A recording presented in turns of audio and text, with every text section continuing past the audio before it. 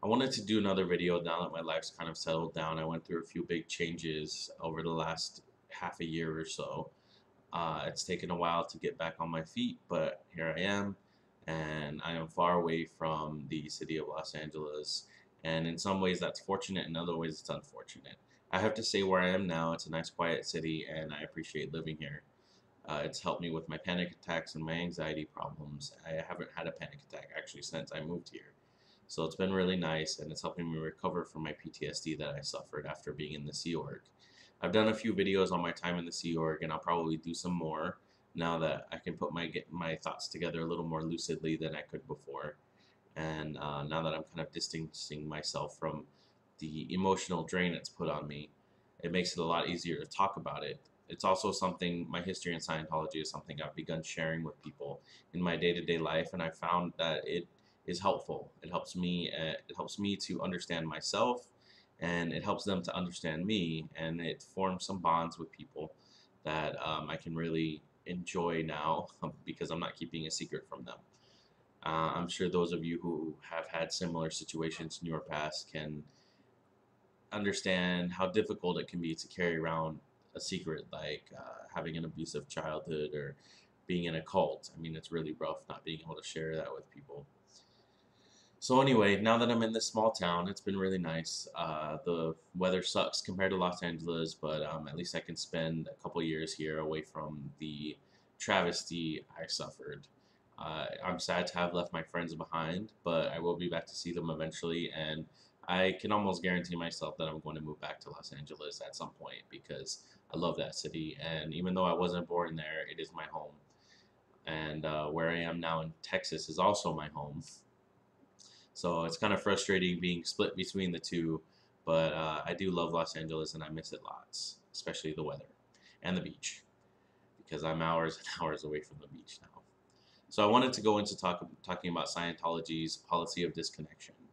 It's essentially a policy that requires people who are inside the cult to stop speaking to people outside of the cult. It doesn't just apply in extreme circumstances. It's used liberally within the cult to separate families. It's used as blackmail. It's used to keep children under control. It's actually a horrifying policy, and it's not by far the worst thing that they've ever done. But I personally feel that disconnection is the most far-reaching thing that Scientology does to families. I think it is an extremely far-reaching policy compared to the other things that they do. It's affected thousands upon thousands of people, I'm sure, over the years. There are hundreds of people on the internet today that you can talk to that have personally experienced disconnection and the hatefulness that goes along with it.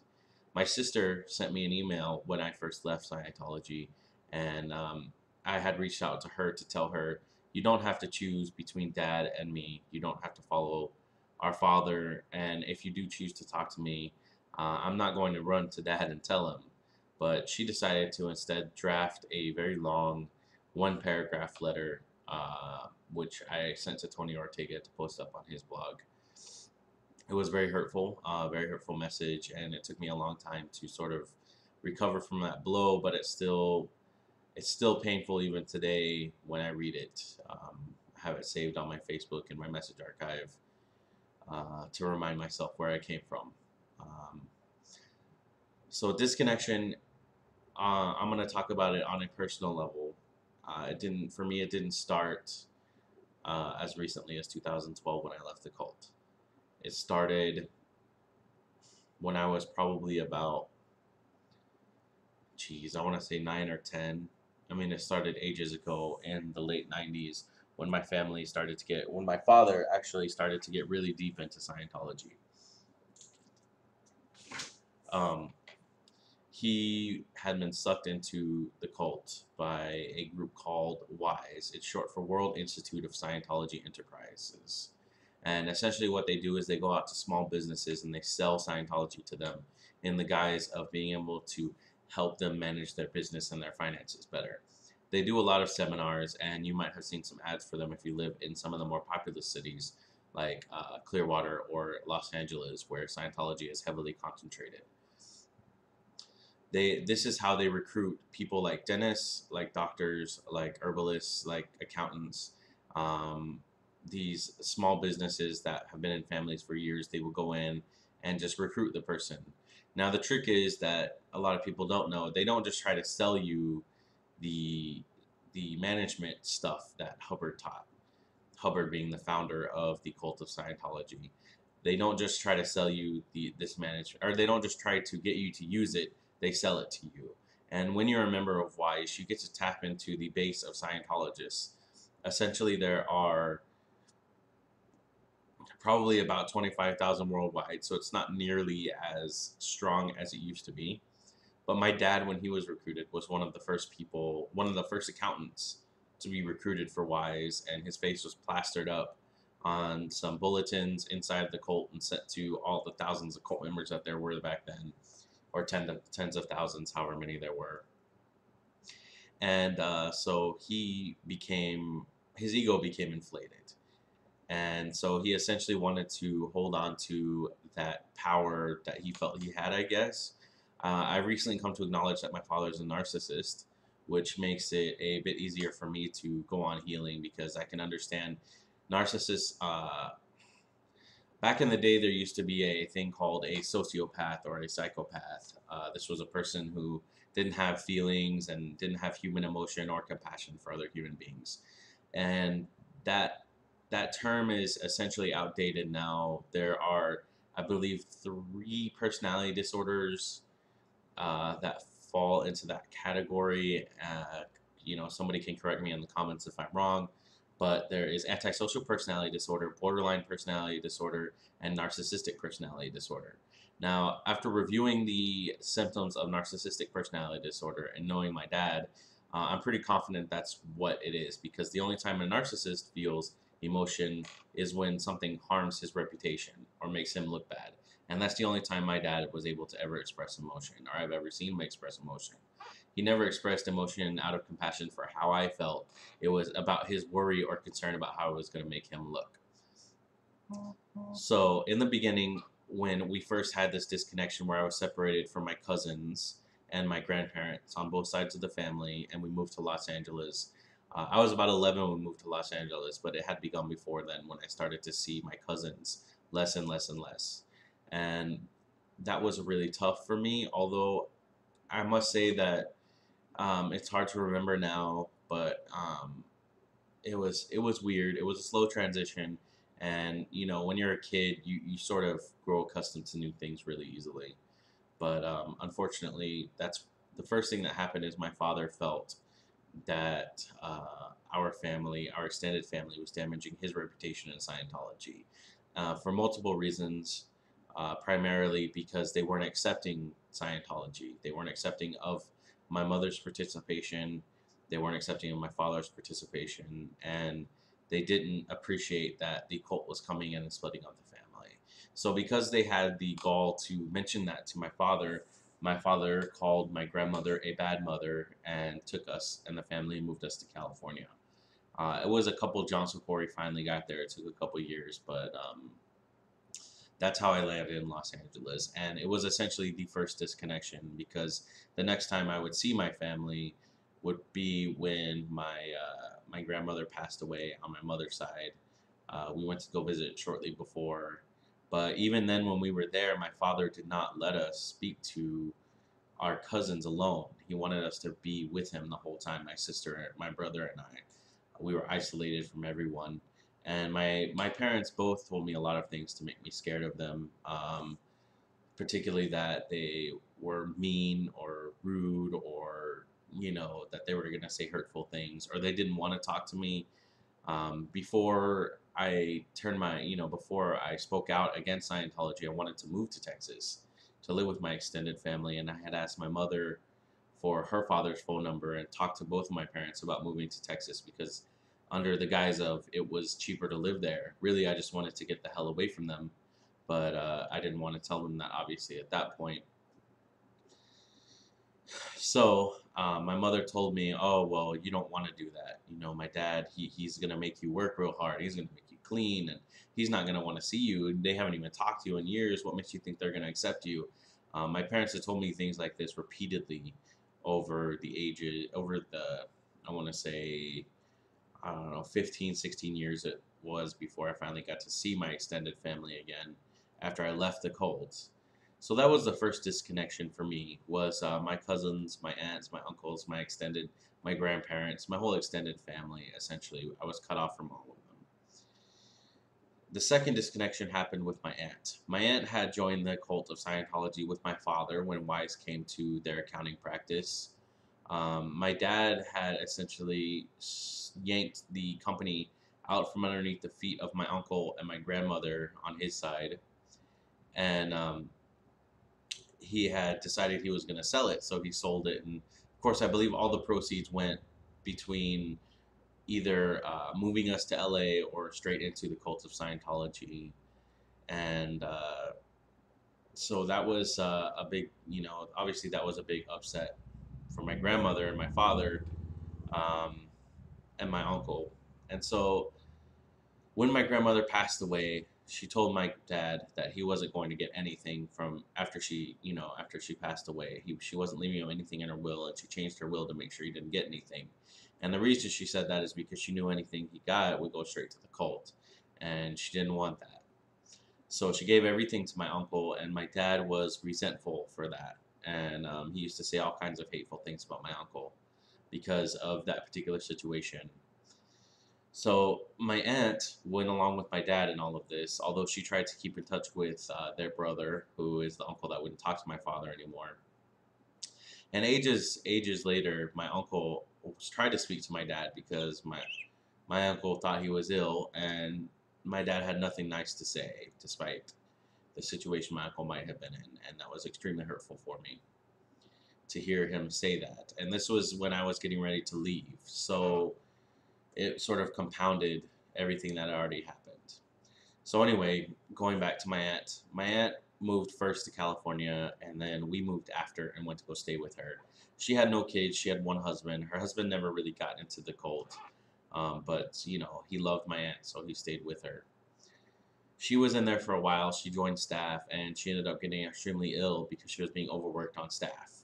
And after she got extremely ill, she sort of started to shy away from the cult, much like I did when I was in the Sea Org and I saw what things were like in there. I had tried to empathize with my aunt, but my father obviously stepped in and told me to stay away from her and not to talk to her alone, and to always make sure he was around if we were going to have a conversation. It made it extremely uncomfortable for me. Even though I empathized and sympathized with my aunt, I couldn't discuss with her the things that I went through when I was on staff, because my father, who maintained extreme control over me throughout my life, um, had told me not to speak to her alone and had basically made me afraid of her. So at some point, she shied away from the cult completely, and my father cut off connection between me and my sister and my aunt. Me, my sister, my brother, and my aunt. My father, as you can tell, is a controlling figure in our family, and there was a dispute between him and my aunt, and he basically told us not to talk to her, and I had no way to get in touch with her. Towards the end, in about 2010, when I was getting ready to make my final exit for my family, my my actually I guess on some level I had been hoping it wouldn't be an exit for my family. I had been kind of hoping that they would be with me when I left, but I guess on another level I kind of knew better. So I was going to reach out to my aunt and live with her, only to find out she passed away in the end of 2010, and it was very sudden. None of us expected it, and I hadn't spoken to her for probably a year before she had passed away. So that was the second disconnection in my life. The third disconnection came when my parents threw me out of the house, and this was more recently, obviously in 2012, in April of 2012, before Tony Ortega wrote my story. Um, my family threw me out of the house because not only was I gay, but how dare I speak about my experiences in the cult online. I had gone online to the Ex-Scientology message board probably a few months before I wrote my story and read stories of other people, only to find out that there are a lot of people that share similar stories to what I went through, and that I wasn't alone. And I couldn't take it anymore, the way my father was treating me, the way my mother was complicit in the treatment, the way my sister was turning into my father. and all the disconnection I had suffered up to that point. And the frustrating part is that I'm gay, and I had known it this whole time, and I knew that eventually it was gonna come to a point where, you know, I couldn't pretend anymore. Eventually I was gonna want to have a boyfriend, and eventually I was gonna want to be in a relationship. And I used to think to myself, what am I gonna do? What am I gonna do when my father, you know, when he finds out? You know, my father had said he said a lot of hateful things, but recently I was talking to a friend of mine about some stuff that he said, and one of the things I remember is when my my dad had, or my sister had been talking about the new assistant principal at the high school I used to go to, because she was going there.